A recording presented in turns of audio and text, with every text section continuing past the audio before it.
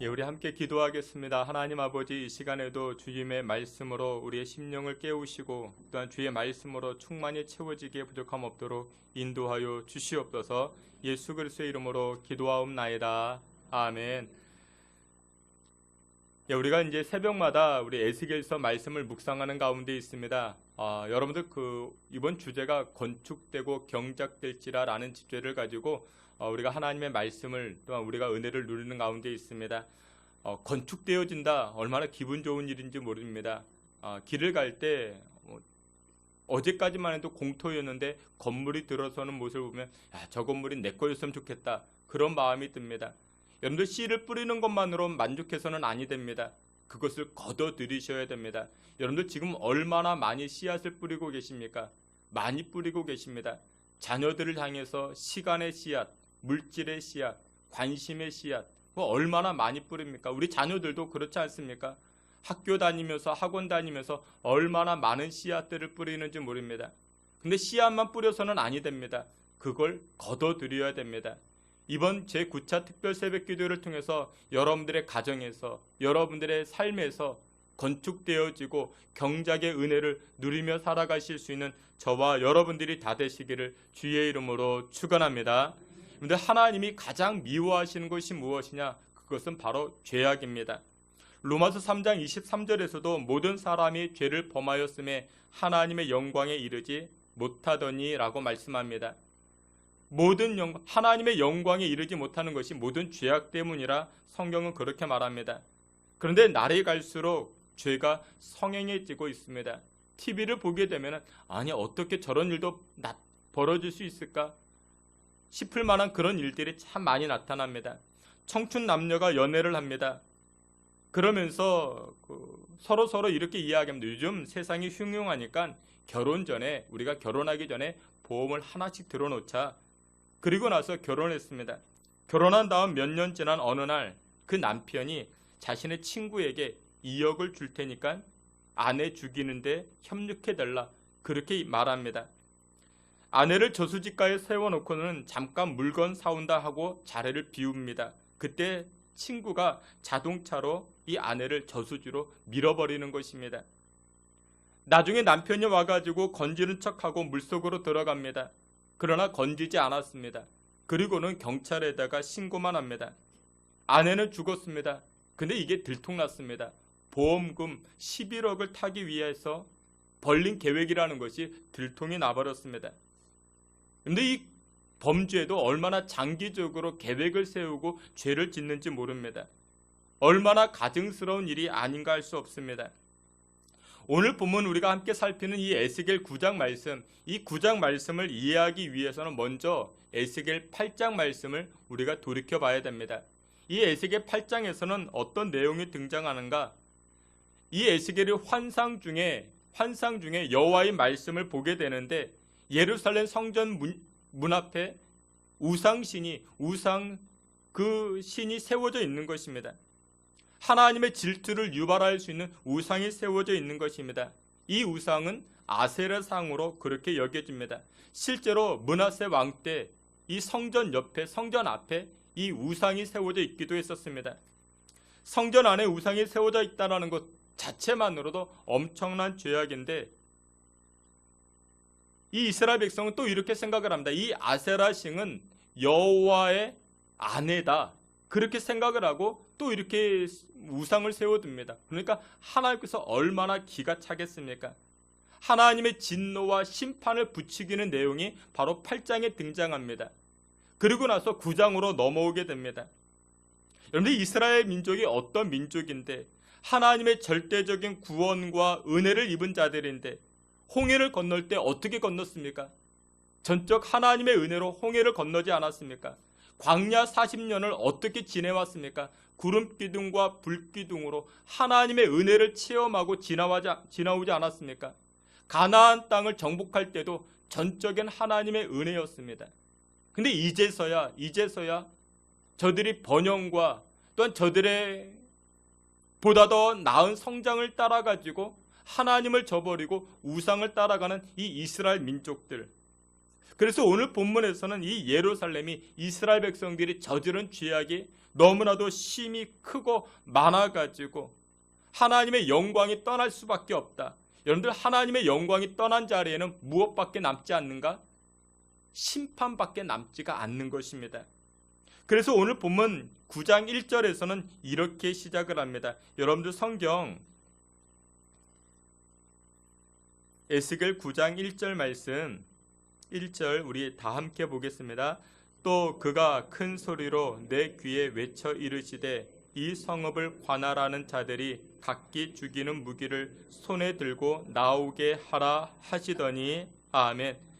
여기 성경에 보니까 여호와께서 에스겔에게 큰 소리로 말씀하시고, 근데 그 말씀의 내용이 무엇이냐? 성읍을 관할하는 자들이 각기 죽이는 무기를 가지고 나오게 하라, 그렇게 말씀합니다.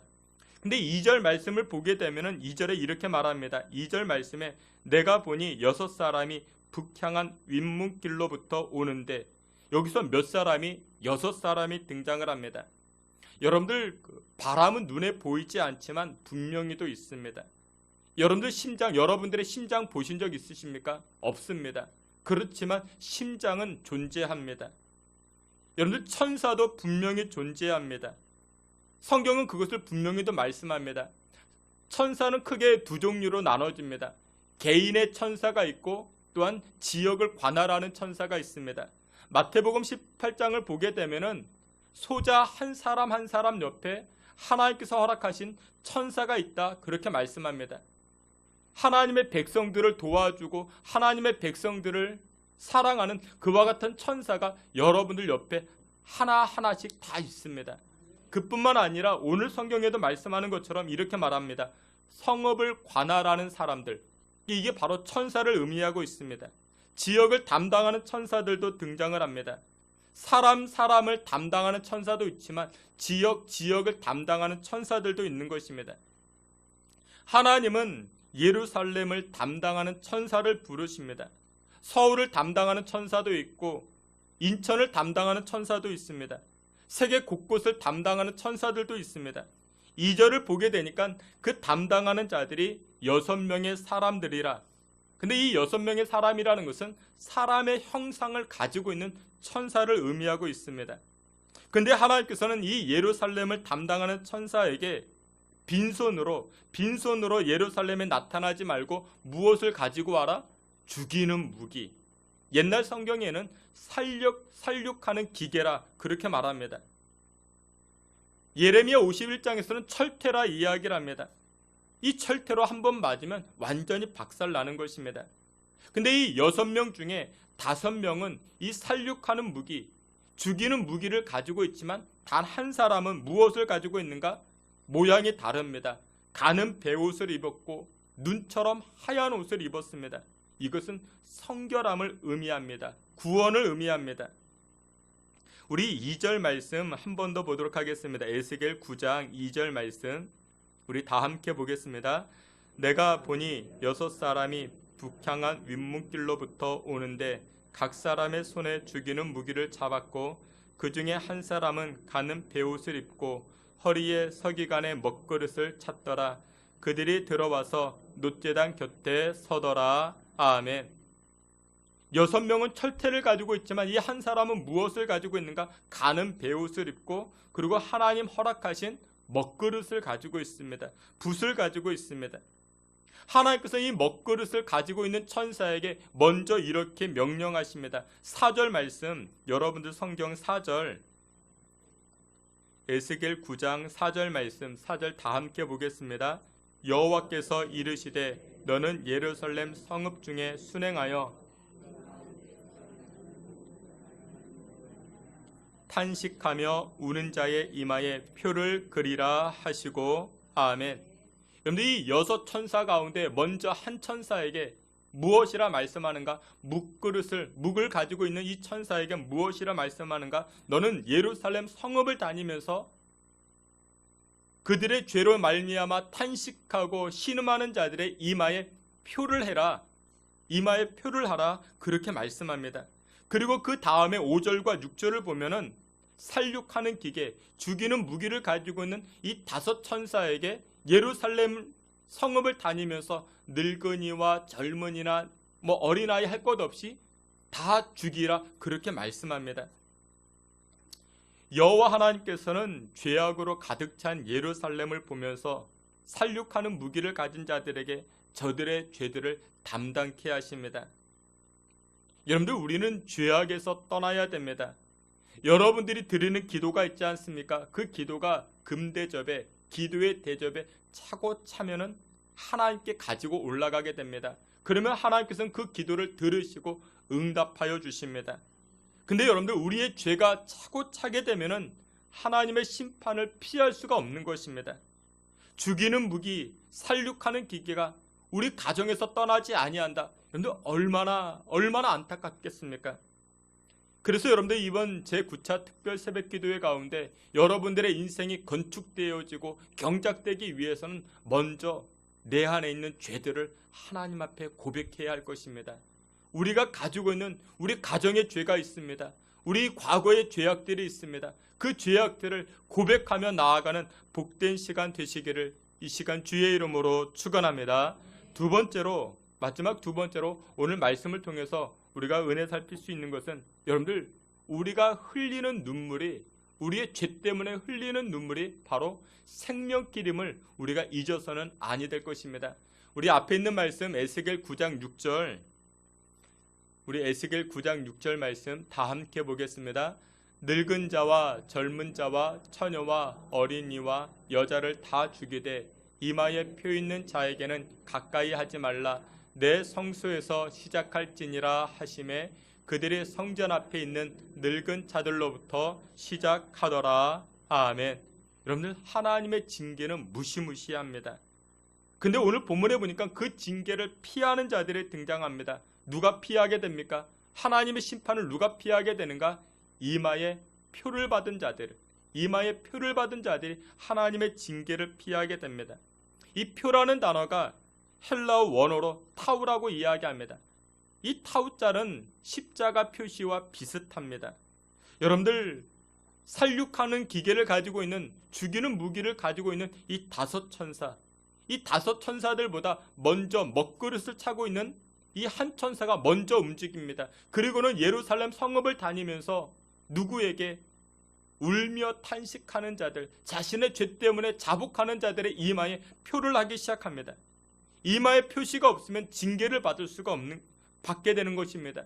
하나님의 심판을 피할 수밖에 없는 것입니다. 여러분들, 그렇습니다. 그렇다면 이마에 표를 받는 비결이 무엇이냐? 나의 가증한 죄악들, 나의 허물 가지고, 나의 불순종한 마음을 가지고 하나님 앞에 탄식하며 우는 자들이 바로 이 은혜의 표식을 받게 되는 것입니다. 죄악 때문에 탄식하고 하나님 말씀에 불순종했던 나의 모습을 가지고 신음하며 나아갈 때 하나님의 은혜의 표가 나타나게 되는 줄 믿으시길 축원합니다. 여러분, 이 탄식은 아나흐라고 이야기합니다. 몸부림치는 것, 가슴 아파하는 것, 애통해하는 것. 여러분들은 여러분들의 죄를 가지고 애통해 보신 적 있으십니까? 여러분들의 죄 때문에 눈물 흘려 보신 적 있으십니까? 내 마음대로 되지 않아가지고, 내 뜻대로 되지 않아가지고 우리는 눈물 흘려본 적 많이 있지만 우리 조상의 죄, 민족의 죄악들, 가정의 죄악들, 하나님을 떠나 있는 우리 가족들, 그 영혼들을 놓고 여러분들 눈물을 흘려보신 적 있으십니까? 교회 부흥을 위해서 여러분들 눈물 흘려보신 적 있으십니까? 나에게 맡겨주신 그 영혼들, 그 양떼들을 위해서 여러분들 눈물 흘려보신 적 있으십니까? 근데 우리가 그렇게 나의 죄악과 나의 사명을 가지고 눈물 흘려 나아갈 때, 그때 은혜의 표식이 나타나기 시작하는 줄 믿으시길 축원합니다. 하나님의 은혜가, 하나님의 역사가 누구에게 나타나는가? 나의 죄악을 가지고 하나님 앞에 엎드리는 자들에게 하나님의 은혜의 역사들이 나타나게 되는 줄 믿으시길 축원합니다. 우리가 이 새벽에 하나님 앞에 기도해야 될 제목이 그것입니다. 우리 가정의 죄악들, 내 자신의 불순종들, 하나님 말씀에 우리가 순종하지 못한 죄악들 가지고 우리가 눈물 흘려 나아갈 때, 하나님, 나는 연약합니다. 나에게 죄가 심합니다. 이 나라와 민족에도 죄가 많습니다. 여러분들, 우리가 지적은 많이 했어도 언제 눈물을 흘려 보신 적 있으십니까? 아, 저 사람은 왜 저럴까? 왜 저 사람은 왜 저렇게 할까? 여러분들, 우리가 나라와 민족을 향해서 이것저것 지적은 정말 많이 하지만 여러분들, 나라와 민족을 위해서 정말 눈물 흘려가며 그렇게 기도하셨습니까? 우리가 기도해야 됩니다. 근데 그 기도가 눈물 흘리는 기도가 되어야 됩니다. 탄식하고 통회하는 그런 기도가 되어야 됩니다. 한국교회가 죽었다, 누구는 그렇게 말합니다. 그러면 그렇게 말하기 이전에 정말 한국교회를 위해서 그렇게 눈물 흘려가며 기도해 보신 적 있으십니까? 그 기도가 없이는 우리 이마의 표가 나타나지 않습니다. 말씀의 결론을 맺도록 하겠습니다.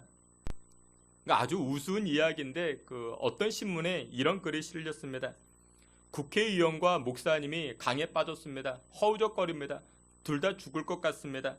근데 하나님이 나타나셔가지고 극적으로 이 사람들을 건져주시는데 먼저 하나님께서 국회의원을 먼저 건져주셨다 합니다. 그러니까 목사님이 나중에 건진받고 나가지고 하나님 앞에 항의합니다. 아, 그래도 하나님, 그렇죠. 제가 하나님의 일을 하는 사람인데 나부터 건져주어야지 왜 국회의원부터 건져주셨습니까? 라고 묻자 하나님이 그렇게 말씀하셨답니다. 국회의원이 너무나도 더러워서 물이 오염될까봐 먼저 건져주었다고. 오늘날 우리의 정치 현실 아니겠습니까? 그렇다고 목사님들이 더 나은 것도 아닙니다. 거기서 다 똑같습니다. 우리가 다 지저분하고 죄가 있고 더러운 자들입니다. 누구를 지적하고 누구의 허물을 들춰낼 수 있겠습니까?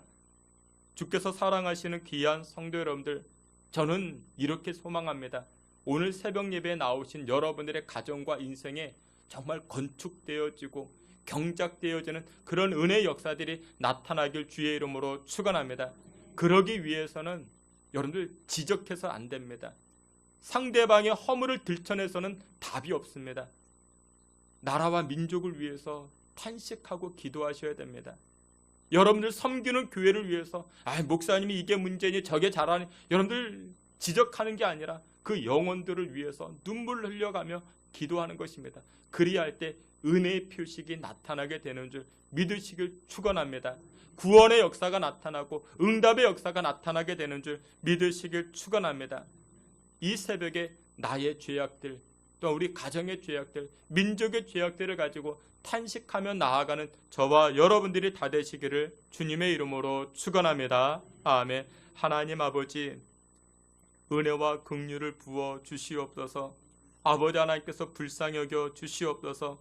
우리의 죄를 가지고 눈물을 흘려가며 주님 앞에 통회하며 자복하며 나아가오니 이 나라와 민족, 한국교회와 우리 신성교회, 우리 가정을 긍휼히 여겨 주시옵소서.